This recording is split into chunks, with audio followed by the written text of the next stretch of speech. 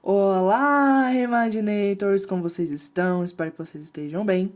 No vídeo de hoje vamos continuar a leitura do livro A Paciente Silenciosa. Já vai deixando seu like aqui embaixo e se inscrevendo no canal caso ainda não seja inscrito, pois fazendo isso você me ajuda bastante. E lembre-se, deite-se, feche os olhos, ouça e imagine o final. Primeira parte. Ele, que tem olhos de ver e ouvidos de ouvir, vai se convencer de que nenhum mortal é capaz de guardar segredo. Se os lábios estiverem em silêncio, ele vai tagarelar com a ponta dos dedos. Traição exuda por todos os poros. Sigmund Freud. Conferências introdutórias à psicanálise. Capítulo 1. Alicia Barrison tinha 33 anos quando matou o marido. Eles estavam casados fazia 7 anos. Os dois eram artistas. Alicia era pintora e Gabriel, um renomado fotógrafo de moda. Ele tinha um estilo bem próprio. Fotografava mulheres semi-esquálidas e seminuas sobre ângulos estranhos e nada favoráveis. Desde sua morte, o preço das suas fotos aumentou astronomicamente. Para ser sincero, eu acho o trabalho dele bastante forçado e superficial, sem nada do caráter visceral dos melhores trabalhos de Alicia. Não entendo de arte o bastante para dizer se Alicia Barrison vai passar no teste do tempo como pintora. Seu talento estará sempre à sombra da sua infâmia. Portanto, é difícil ser objetivo. E vocês podem me acusar de ser tendencioso, mas é apenas a minha opinião. Tenha ela o valor que tiver. E para mim, Alicia era praticamente um gênio. Deixando de lado a excelência técnica do seu trabalho, as pinturas dela têm uma estranha capacidade de prender a atenção. Na verdade, é quase como se as obras agarrassem a atenção com força pelo pescoço. Gabriel Barrison foi assassinado há 6 anos. Tinha 44 anos. Foi morto no dia 25 de agosto, num verão particularmente quente, como devem se lembrar, com o registro de algumas das temperaturas mais altas jamais vistas. O dia em que ele morreu foi o mais quente do ano. No último dia de vida, Gabriel se levantou cedo.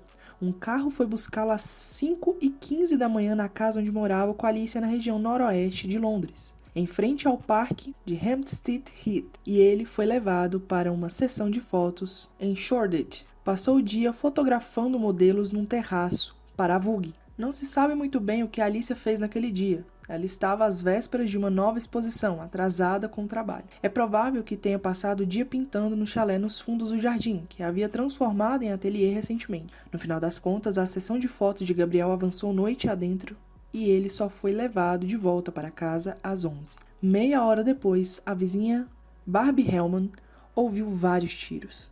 Ela ligou para a polícia e a delegacia de Haverstock Hill mandou uma viatura às 11h35.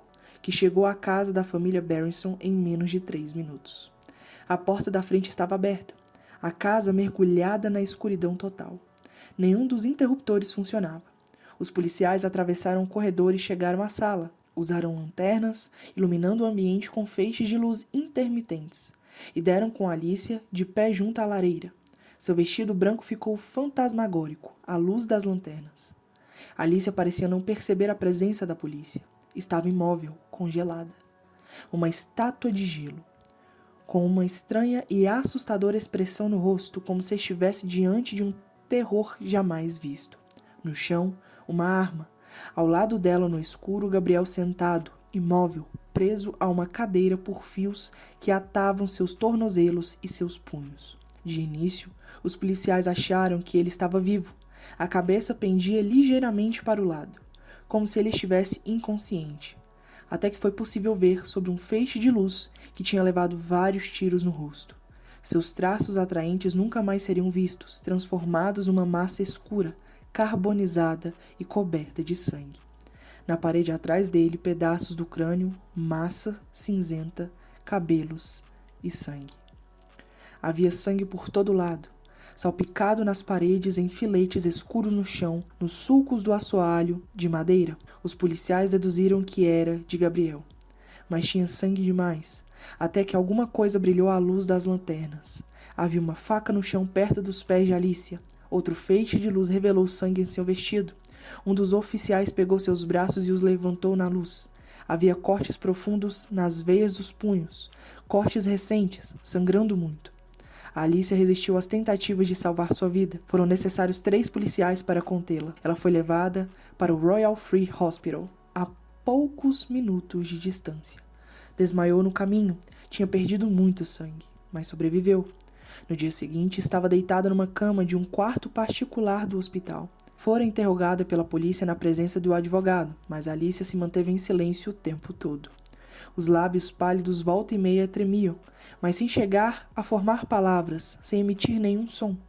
Ela não respondeu a nenhuma pergunta. Não era capaz de falar, não queria. Nem disse absolutamente nada ao ser acusada do assassinato de Gabriel. Continuou em silêncio ao ser detida, recusando-se a negar qualquer culpa ou confessá-la. Alicia nunca mais voltou a falar. Seu silêncio inabalável transformou essa tragédia doméstica banal em algo muito maior. Um mistério, um enigma que tomou conta das manchetes e ocupou durante meses a imaginação do público. Mesmo em silêncio, Alicia não deixou de se expressar. Uma pintura.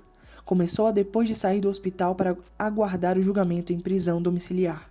De acordo com a enfermeira psiquiátrica designada pelo tribunal, Alicia mal comia ou dormia. Ela praticamente se limitava a pintar.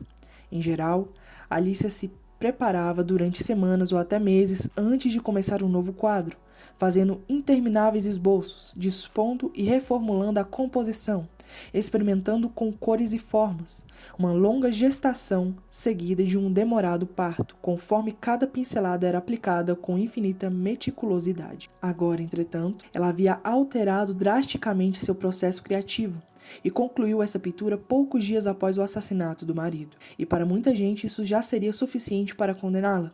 Voltar ao ateliê tão pouco tempo depois da morte de Gabriel demonstrava uma extraordinária insensibilidade, a monstruosa ausência de remorso de uma assassina fria.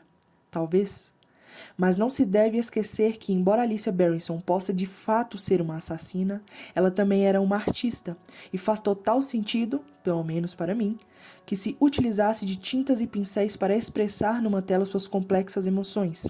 Não é de surpreender que, para variar, a inspiração lhe viesse com tamanha facilidade, se é que o sofrimento pode ser considerado fácil. A pintura era um autorretrato, e ela lhe deu um título no canto inferior esquerdo da tela, em letras azul claras do alfabeto grego, uma palavra: Alceste.